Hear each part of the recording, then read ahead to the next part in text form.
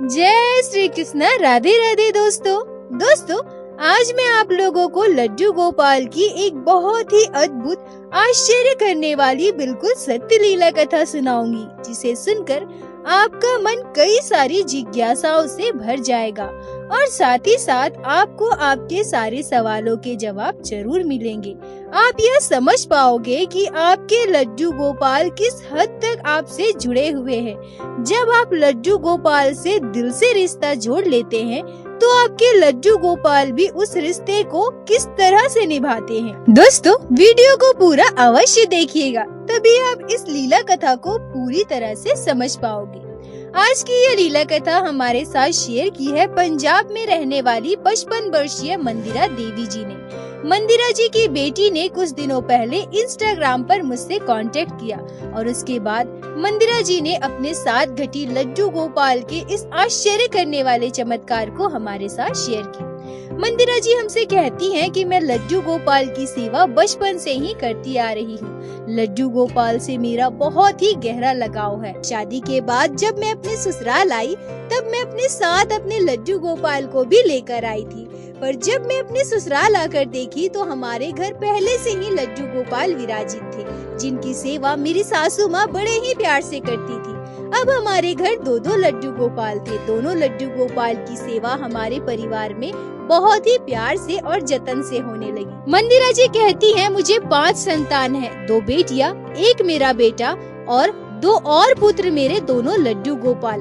मैं दोनों लड्डू गोपाल को अपना दोनों पुत्र मानती हूँ और पुत्र मानकर ही उनकी सेवा करती हूँ। वो कहते हैं ना, माता पिता के गुण और पारिवारिक माहौल बच्चों में वो संस्कार जरूर डालते हैं। मेरे तीनों बच्चे भी लड्डू गोपाल से बहुत प्रेम करते हैं।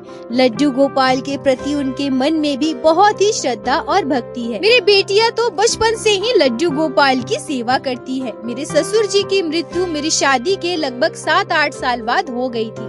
जब मैंने अपनी बड़ी बेटी की शादी की, उसके बाद मेरी सासू माँ भी हम सभी को छोड़कर चली गई। अब तो दोनों लड्डू गोपाल की पूरी सेवा मैं और मेरी छोटी बेटी मिलकर किया करते थे।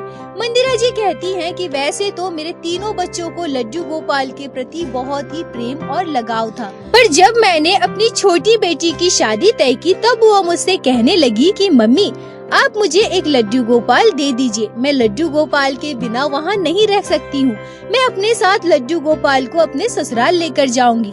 मैंने अपनी बेटी को बहुत समझाया कि शादी के कुछ दिनों के बाद लड्डू गोपाल को अगर हो सके तो अपने साथ लेकर जाना, पर वो मान ही नहीं रही थी। फिर मैंने उसके ससुराल वालों से बात की और लड्डू गोपाल की कृपा से उसके ससुराल वाले मान गए। फिर मेरी बेटी मेरे उस लड्डू गोपाल को अपने साथ लेकर गई जिसे मैं अपने मायके से लेकर आई थी, और हमारे घर वो लड्डू गोपाल विराजित है जिनकी सेवा मेरी सासू माँ वर्षों से किया करती थी।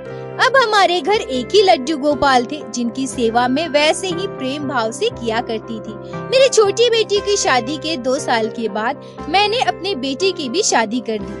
मेरी बहू बहुत ही अच्छी है, हम सभी का बहुत ही अच्छे से ख्याल रखती है, घर के सारे कामों में अव्वल है, सभी का सम्मान करती है।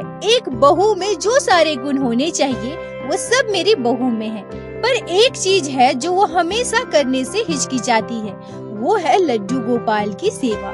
वो लड्डू गोपाल की सेवा करना ही नहीं चाहती थी। अगर मैं अपनी बहू से लड्डू गोपाल की सेवा के लिए कहती थी तो वो कह देती थी कि मम्मी जी, मैं ठीक से लड्डू गोपाल की सेवा नहीं कर पाऊंगी, क्योंकि मैंने अपने मायके में कभी भी किसी को लड्डू गोपाल की सेवा करते नहीं देखा है। अभी आप ही लड्डू गोपाल की सेवा कीजिए, मैं देखती हूँ। धीरे धीरे जब मैं सब कुछ सीख जाऊंगी और अच्छे से मुझे सब कुछ पता हो जाएगा तब मैं इनकी सेवा करूंगी। मंदिरा जी कहती हैं कि मैं अपने बहू को बहुत समझाया करती थी कि बहू, तुम मेरे साथ साथ लड्डू गोपाल की सेवा किया करो, तभी तुम धीरे धीरे सीख पाओगी, और ऐसा कोई कठिन काम तो बिल्कुल भी नहीं है जो तुम ना कर सको। पर मेरी बहू कहा करती थी कि नहीं मम्मी जी, अभी आप ही करो, बाद में धीरे धीरे मैं सीख जाऊंगी। मुझे बहुत डर लगता है, अगर मैं ठीक से लड्डू गोपाल की सेवा ना कर पाऊँ तो मुझे पाप लगेगा। मैंने भी छोड़ दिया था कि चलो ठीक है। कुछ दिनों के बाद उसे जब अच्छा लगेगा, जब वो खुद लड्डू गोपाल की सेवा करना चाहेगी तब वो कर लेगी। मैंने कभी भी उस पर कोई भी दबाव नहीं डाला। कुछ दिनों के बाद मेरे मायके में एक पूजा का आयोजन किया गया था, जिसमें मुझे और मेरे हस्बैंड को जाना था।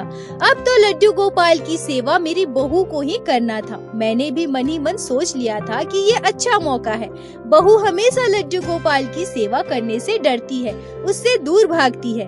अब जब 2-4 दिनों के लिए लड्डू गोपाल की सेवा करेगी तो उसके मन में भी साहस आएगा। वो समझ पाएगी कि जिसे वो इतना कठिन समझती है ऐसा कुछ भी नहीं है। जब मेरी बहू को यह पता चला कि मैं अपने मायके जा रही हूँ और उसे ही लड्डू गोपाल की सेवा 2-4 दिनों के लिए करनी है, फिर अब तो वो मना भी नहीं कर पाई।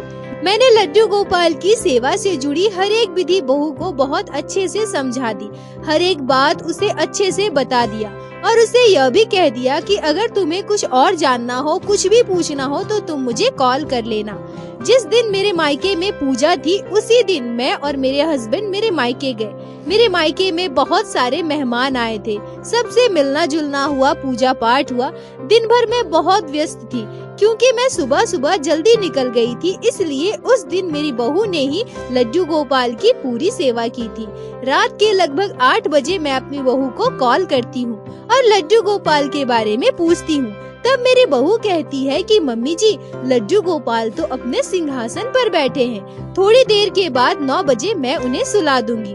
मैं अपने बहू को वीडियो कॉल करती हूँ और लड्डू गोपाल के दर्शन करती हूँ। थोड़ी देर बात करने के बाद मैं कॉल रख देती हूँ। रात का खाना खाने के बाद हम सभी सोने चले गए और उसी रात मेरे जीवन में एक आश्चर्य करने वाली घटना घटी। मैं सपने में अपने बाल गोपाल, अपने लड्डू गोपाल के दर्शन पाती हूँ।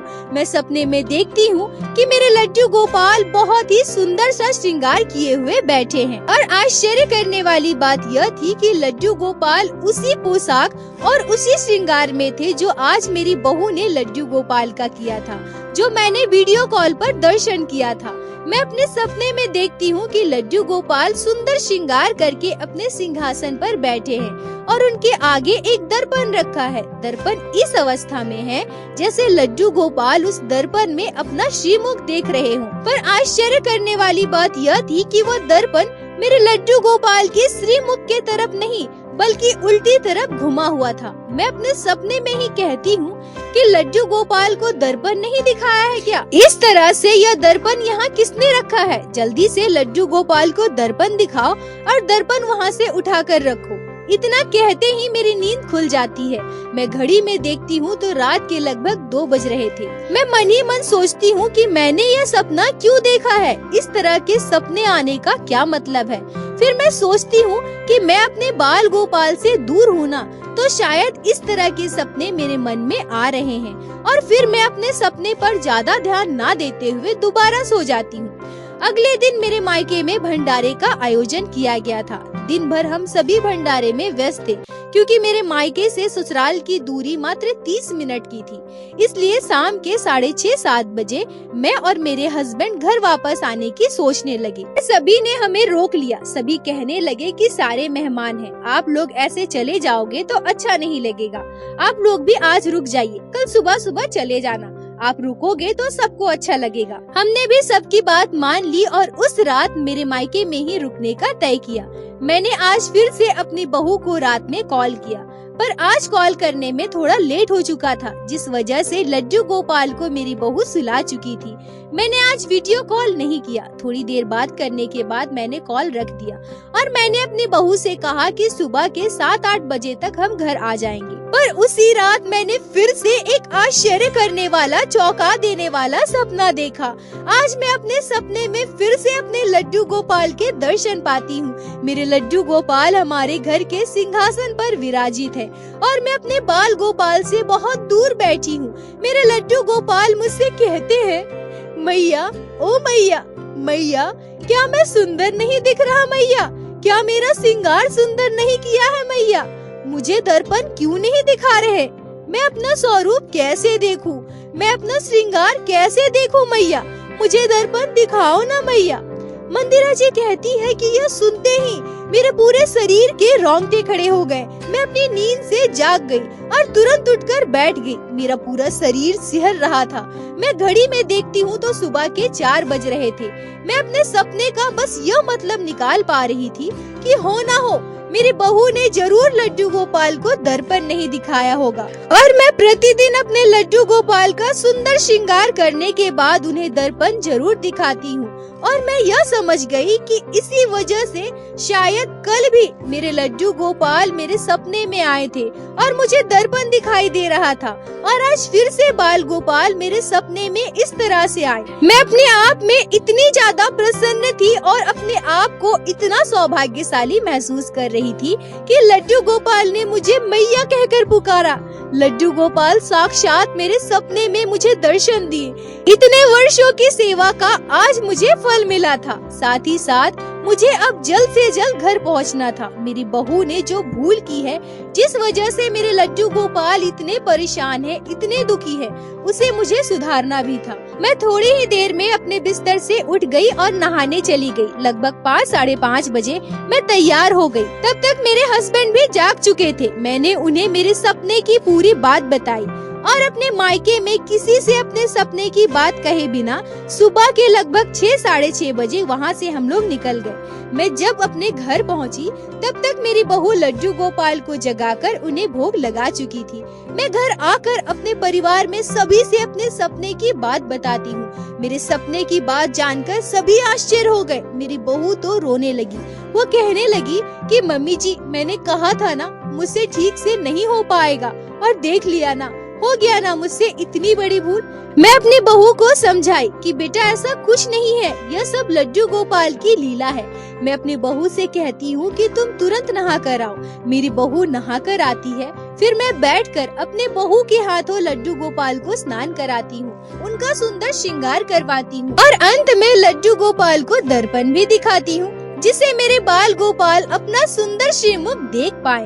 मेरी बहू ने जो गलती की थी, उससे जो भूल हुआ था, उसके लिए मैंने लड्डू गोपाल से क्षमा मांगी। मेरी बहू ने भी अपने दोस्त के लिए लड्डू गोपाल के लिए क्षमा प्रार्थना की। मैंने अपनी बहू को बहुत ही अच्छे से बिठाकर समझाया, उसे यह विश्वास दिलाया कि यह सब लड्डू गोपाल की लीला है, इसमें परेशान होने वाली कोई बात नहीं है, बल्कि हम सब बड़े भाग्यशाली हैं जो लड्डू गोपाल ने इतनी बड़ी लीला हमारे साथ की है। और मैंने अपनी बहू से यह भी कहा कि इतने वर्षों से मैं लड्डू गोपाल की सेवा करती आ रही हूँ, पर कभी भी इस तरह से मेरे सपने में भी लड्डू गोपाल ने मुझे दर्शन नहीं दिए हैं, पर आज तुम्हारी वजह से लड्डू गोपाल मेरे सपने में आए। मतलब उन्हें तुम्हारा सेवा जरूर पसंद आया है, वो जरूर संतुष्ट है। उस दिन से मेरी बहू भी मेरे साथ लड्डू गोपाल की सेवा करने लगी। धीरे धीरे मेरी बहू सब कुछ बहुत अच्छे से सीख गई। अब तो कभी कभी ऐसा भी होता है कि मैं लड्डू गोपाल की सेवा नहीं करती, तो मेरी बहू ही सुबह से रात तक लड्डू गोपाल की संपूर्ण सेवा करती है। और हम सभी लड्डू गोपाल के इस चमत्कार से, इस अद्भुत लीला से बहुत प्रसन्न हैं। लड्डू गोपाल अपनी दया दृष्टि इसी तरह से मेरे परिवार पर बनाए रखे। मंदिरा जी, आपका बहुत बहुत धन्यवाद जो आपने लड्डू गोपाल के इस अद्भुत प्यारे चमत्कार को हमारे साथ शेयर की, जिसे मैं हमारे चैनल के माध्यम से बाकी सारे भक्तों तक पहुंचा सकी। अपना साथ और प्यार ऐसे ही बनाए रखे। और दोस्तों, मेरे साथ प्रेम से कहिए, बोलो बाके बिहारी लाल की जय, लड्डू गोपाल की जय, जय जय श्री राधे।